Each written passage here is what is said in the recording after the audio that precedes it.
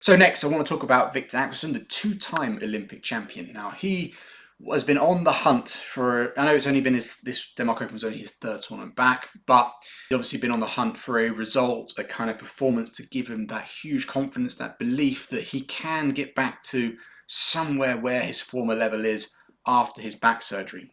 Because he had back surgery earlier this year, and this was his third tournament. Obviously, he's had surgery before. I think he had surgery on ankle to remove bone spurs or something in his ankle, and he was obviously able to come back even stronger from that. But there's a slight difference between your ankle getting surgery on it and your back. Your back obviously is going to take longer, and then add to that he's also older. He's now 31 years old. So coming back from back surgery at that time, I've heard a number of people that have back surgery, and it can be it's one of those surgeries that there's not always guaranteed that you're going to have the results, the desired effect that you want.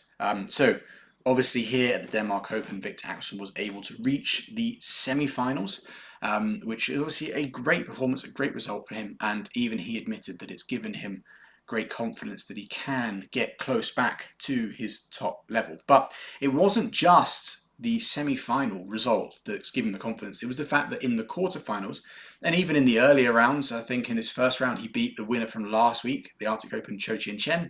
Although Chou was a little bit down, must have been incredibly fatigued, and we all saw the pictures of his blisters. Obviously, the second round, he beat Yuji Tanaka, but it was the quarterfinal result where it was a repeat of the Olympic final, where he beat the world number 3 and world silver medalist, former world champion Kunlavut Vitidsarn. That was the result that is the one where he admitted after that's the result, giving him the confidence that he is on the right track, that he can return to his best form. And it was clearly an emotional moment for him, because when he won, and I think it was Hawkeye decided that the shuttle, confirmed that the last shuttle was out and Victor had won, he fell to his knees, sobbing, was very emotional, and obviously incredibly happy for that result. But the real question is he actually back? Well, to me, I think he kind of is. He's obviously not at 100%. I think Victor is probably floating around 70 to 75, maybe 80% at an absolute push of his absolute best. Because other than his semi-final versus Chou Tien, he did start rather slow all week, and he was also far from perfect. But having said that, he obviously found ways to win and dig deep, and did show a great champion's mentality in that respect. Sorry, he did actually do that in the semi-final as well. So I'm just trying to quickly glance at my notes here. He did do that in the semi-final against Chou Tien, but obviously wasn't actually able to win. He did eventually lose to the current world champion in 3 games. Now, talking of his match versus Chou Tien, there is some controversy to the match, but I'm going to get to that in the Q&A section, because I had the vast majority of questions were asking about that, and I want to give it its own section. What I want to focus here is, like I said, Victor's level and where he can go from here. So for me, I felt that the things that improved, his attack was more accurate and more dangerous. We know that Victor's attack is one of his biggest weapons. He's got a humongous smash. Obviously, he can hit it very, very steeply. But when I watched, obviously, this is understandable in his, in your first one back, especially after surgery, the accuracy and the quality of it wasn't so good. Especially, I think for me, Victor has always been quite good. He's quite tall. He can kind of like still hit very steep when it looks like it's a little bit behind him.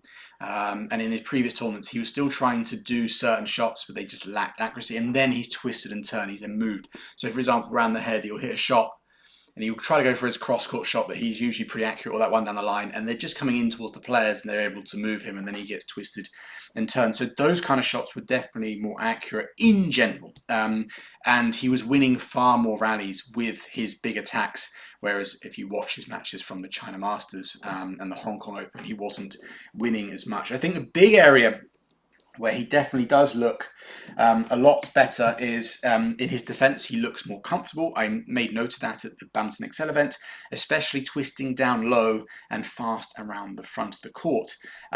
He still looks, obviously, this is the area where I think it's going to be one of the hardest to improve. In general, he's quite tall, so it's quite a difficult area. He's done a lot of work throughout his entire career trying to kind of develop that area. But that's still going to be a difficult area, especially if his back is a little bit stiff.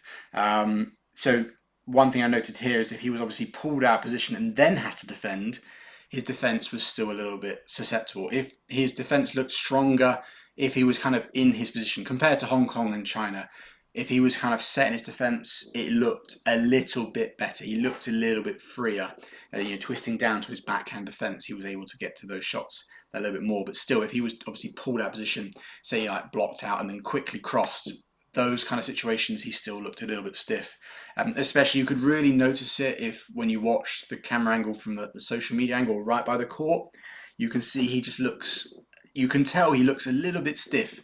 From the TV court, it looks quite good, but when you get that close up, you can see that it's not flowing quite as well as we know it can be. But yeah, no, still huge improvements on from Hong Kong and China.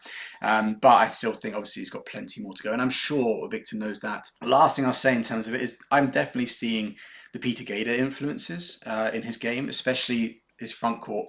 He's doing a lot of kind of like these little like delay shots like that. He's always been capable. He's obviously an incredibly talented player. I remember him when he was a junior, when obviously juniors are a little bit more flashy. He was doing all sorts of shots like that. But he's definitely starting to do that a little bit more. The holds and the plays from the net are starting to look a little bit more Gader-esque. And I think that's obviously something that Gader, the reason he's been brought on is because Gader had such success into his 30s.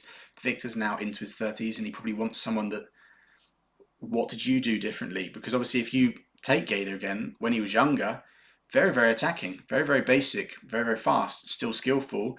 Then he had his knee injury and he got a bit older and he had to develop other things. And obviously then as he got much older, he had to rely more on his crazy skills and deceptions. And I think Victor's at a stage where he might have to do the same thing. But I'm starting to see the little bit of the Peter Gader influence. But yeah, no. Obviously, let's not forget this is only Victor's third tournament back, but the early signs are great. And personally, what I'll finish this section with is I do think we will see Victor winning more titles again, possibly even more major titles, more world titles, maybe even LA. Who knows? I still think it's possible for him.